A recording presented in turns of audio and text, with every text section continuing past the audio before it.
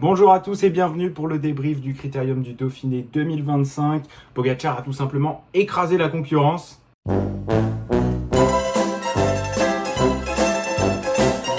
Non, plus sérieusement, on va revenir sur différents points de ce Critérium du Dauphiné, à commencer par mes tops et mes flops. On aura aussi un petit peu le débrief de ce qu'ont fait nos coureurs français sur ce Dauphiné, avec notamment Paul Sexas, Romain Bardet, mais aussi Lenny Martinez, grâce à qui on a remporté une victoire d'étape. On parlera aussi de nos Français sur le sprint, je pense à Paul Pénoët, à Emilien Janière. On va aussi bien sûr s'attarder sur où en sont nos trois fantastiques, Remco Evenepoel, Tadej Pogacar et Jonas Vingegaard à l'issue de ce Critérium du Dauphiné. C'était un de mes points importants à aborder juste avant, tout simplement dans la preview du Dauphiné. J'en parlais énormément de ces trois coureurs. On les attendait, c'était notamment la reprise pour Jonas Vingegaard après Paris-Nice. On ne savait pas trop où situer Remco Evenepoel sur une course par étape. Et Tadej Pogacar, voilà, il disait qu'il venait un petit peu en préparation. Donc on parlera de tout ça. On parlera aussi des répercussions que ça va avoir un petit peu sur la stratégie du Tour de France. Donc on commence avec bien sûr le classement général de ce Critérium du Dauphiné. Donc Tadej Pogacar devant Jonas Vingegaard, avec un Florian Lipovic en 3e position, dont on parlera juste après. Remco Evenepoel 4e, quand même assez loin, plus de 4 minutes 30. Viennent ensuite Tobias Johansen qui a très bien performé, Matteo Jorgensen dont on pouvait peut-être attendre un petit peu mieux. Ensuite Henrik Mas, Paul Sexas, Carlos Rodriguez et Guillaume Martin. Donc voilà, un classement général où les écarts sont quand même assez élevés. Quand on regarde le top 10 minutes, c'est pas rien sur une course d'une semaine.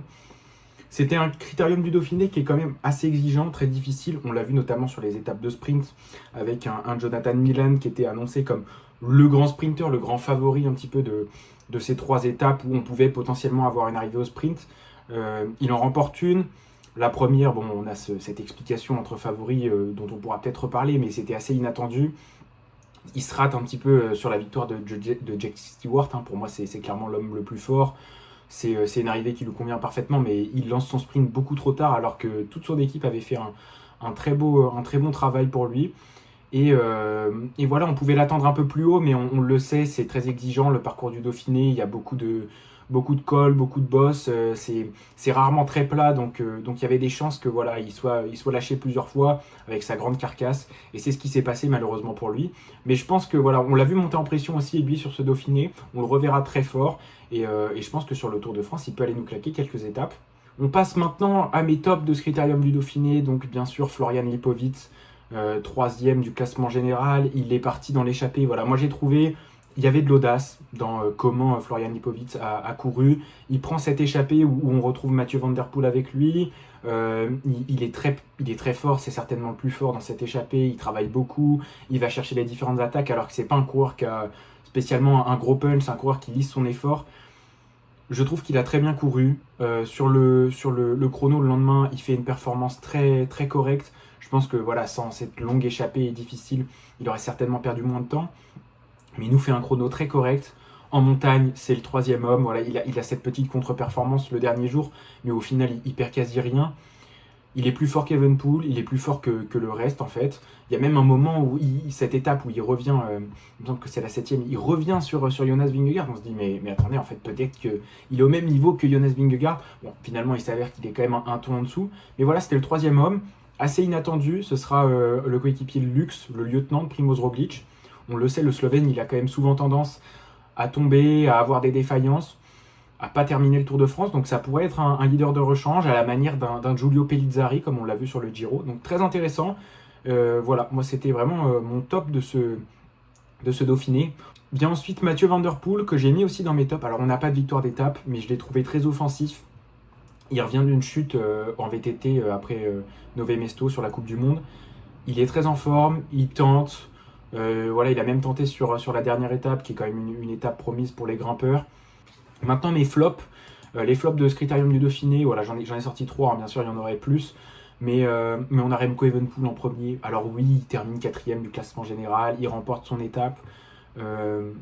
Ça peut paraître assez dur de le mettre dans les flops. Quand Evenepoel nous dit « j'ai envie de jouer le classement général du Tour de France, peut-être même la victoire », moi j'attends un Remco Evenepoel qui bataille avec Tadej Pogacar et Vingegaard, qui peut-être un moment craque, mais qui bataille. À aucun moment il a été en mesure de suivre ces deux coureurs, à aucun moment on l'a senti au même niveau qu'eux. Oui, il remporte son étape, le chrono, mais c'est taillé pour lui, ça monte donc pour finalement éliminer les purs spécialistes. Et en même temps, il y a quand même ces parties avec du vent de face, ces parties planes où il faut envoyer de la puissance. Il a été parfait dans l'exercice, il met 20 secondes à Vingegaard. Voilà, il remporte son étape, mais derrière, nous on l'attend sur le classement général et il termine quand même derrière un Florian Lipovic. Il se fait lâcher sur la 7ème étape par Johansson. Mon deuxième flop, c'est Santiago Buitrago de la Bahrain Victorious. On l'annonce plusieurs fois comme co-leader avec Lenny Martinez sur des courses par étapes. Au final, il s'avère qu'il est, voilà, il y a beaucoup de contre-performances malheureusement. On ne le voit pas à son avantage. Il n'a pas ce sursaut d'orgueil comme Lenny Martinez pour aller gagner une étape, donc plutôt dommage. Et Ben Illy qu'on a vu plusieurs fois, plusieurs jours de suite, aller perdre du temps. Ben Illy, c'était quand même... voilà, le Critérium du Dauphiné, c'est une course qui lui convient. C'est une course très vallonnée où finalement les purs sprinters, les très bons punchers avec une grosse pointe de vitesse, on peut les éliminer. C'est fait vraiment, les étapes étaient quand même taillées pour lui. Et bon, il n'avait pas l'air d'être dans la meilleure forme de sa vie, peut-être malade. J'ai trouvé ça dommage qu'on ne le voit pas plus et qu'il n'aille pas nous chercher une étape comme il sait le faire en partant de loin. On passe maintenant au débrief de la course de nos coureurs français avec Paul Sexas dans la cour des grands. Voilà, je l'ai mis en premier parce que moi j'ai vraiment été impressionné. On en avait parlé un petit peu dans la preview, pardon. Moi je le voyais, voilà, un top 15, pour moi c'était largement envisageable, mais c'était quand même ce qu'on pouvait voir de mieux. Je le voyais aux portes du top 10. Voilà, j'avais dit 11e il me semble. Je le voyais pas plus haut dans le classement. D'ailleurs, son équipe, quand on a vu les déclarations de ses coéquipiers et de tout le staff de la Decathlon AG2R, on ne l'imaginait pas aussi haut, pas aussi performant. Mais il a tout d'un vrai leader. Il termine 8e au classement général. Surtout qu'il tombe sur la dernière étape alors qu'il avait largement la possibilité de garder sa 6e place au général. Donc voilà, une 8e place. Il fait 10e place sur le chrono. Il a vraiment montré qu'il était un coureur de classement général, performant sur tous les terrains, et il a une attitude de leader. Moi, c'est ça aussi qui m'a marqué, c'est la maturité à 18 ans. Il est capable, voilà, en interview, de venir dire ouais, ça allait pas, là j'étais pas en forme, il faut que je m'améliore là-dessus, c'est une bonne expérience. Remercier le travail de ses coéquipiers. On l'avait annoncé en co-leadership avec Clément Berthet, au final il se retrouve leader unique et il gère à la perfection. Il termine quand même, voilà, il faut le noter, hein, c'est un top 10 de certainement l'une, voire la plus grande course par étape d'une semaine du calendrier World Tour. Donc c'est à noter et j'ai très hâte de voir ce qu'il va faire pour la suite de la saison. On devrait le retrouver normalement sur le Tour de l'Ain en août, donc prochainement. On passe maintenant au deuxième coureur français très en vue, Lenny Martinez, qui sauve l'honneur. Alors voilà, on en a parlé juste avant de son co-leadership avec Buitrago, on venait pour jouer le général.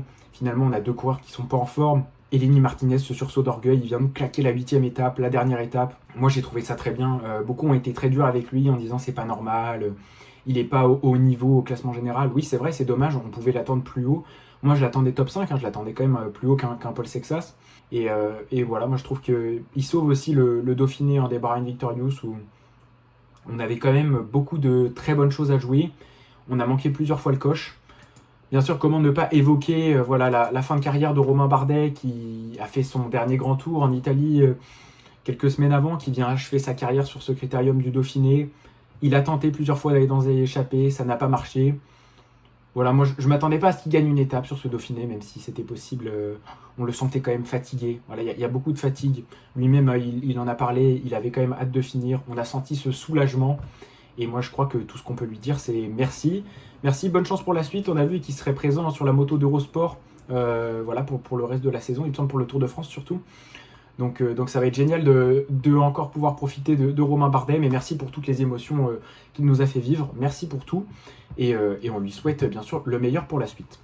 Maintenant, et je pense que c'est la partie la plus importante du débrief de ce critérium du Dauphiné, c'est un petit peu cette hiérarchie entre Tadej Pogačar, Vingegaard et Evenepoel. On ne savait pas où classer ces trois coureurs, comment faire la hiérarchie, même si on se doutait que Pogačar était plus fort. On a eu dans la communication des choses très différentes. On a eu du côté de Vingegaard et Evenepoel, avant ce Dauphiné, deux coureurs qui se présentent un petit peu comme des coureurs nouveaux, dans une forme nouvelle, une forme qu'ils n'ont jamais eue, peut-être même la meilleure forme de leur vie, ou en tout cas bien supérieure à celle de l'année dernière, ce qui est déjà assez tronqué hein, quand on sait que les deux coureurs l'année dernière ont subi une très lourde chute. Donc je trouve ça quand même un peu dérisoire d'en parler comme ça. On a un Vingegaard qui se présente comme un nouvel homme, qui est au meilleur niveau. Donc on s'attend quand même à ce qu'il puisse rivaliser. Et de l'autre côté, on a l'inverse, hein, on a un Pogacar qui est beaucoup plus prudent. Il nous explique que voilà, pour lui c'est une course de préparation, qu'il n'est pas sûr encore d'être dans les meilleurs. Même si on se doute qu'il va jouer le classement général, voilà, il ne veut pas trop prendre de risques non plus. Et au final, il est intouchable. On a eu un doute, même s'il remporte cette première victoire. On a eu un doute sur Tadej Pogacar, où on se dit, après le chrono, mais en fait, peut-être qu'il n'était pas bien. Peut-être qu'on va avoir un Remco Evenepoel et Vingegaard au-dessus de lui dans les étapes de montagne. Il remet les pendules à l'heure très rapidement. Il remporte les 2 étapes reines de ce critérium du Dauphiné. Il est au-dessus du lot.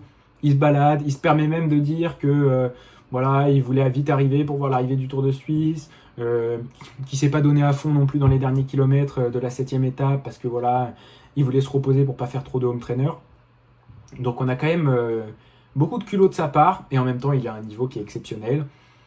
À voir ce que ça va donner pour le Tour de France, on en parlera juste après. Maintenant, Jonas Vingegaard, son état de forme actuel, il est aussi très bon.